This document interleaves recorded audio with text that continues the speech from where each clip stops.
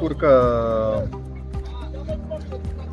Paracanoe a început activitatea, să spunem așa, paralimpică prin clubul Kayak Champions.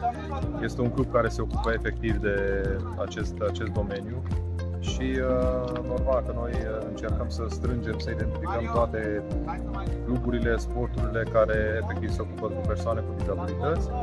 Și mă bucur că am întâlnit aici un club foarte dedicat, cu un antrenor foarte dedicat, care avem niște proiecte serioase și ne-am dorit, de ce nu, să avem și 1 sau 2 sportivi calificați la Jocurile Paralimpice de la Los Angeles. Spiritul lui Ivan Pațaichin trăiește și cumva ne îndeamnă să facem acest sport minunat.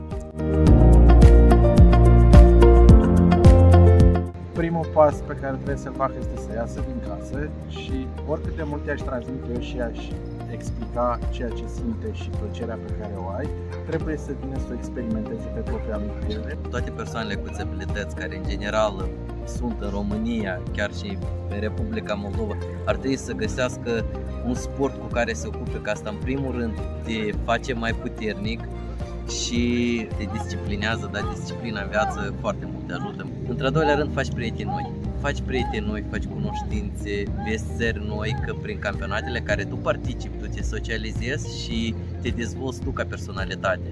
Și vezi că dizabilitatea asta nu e o problemă sau un prag sau ceva. Indiferent de persoană că e cu dizabilitate sau că nu e cu dizabilitate, să încerce orice sport. Sportul înseamnă viață, înseamnă îți faci un sistem de viață sănătos.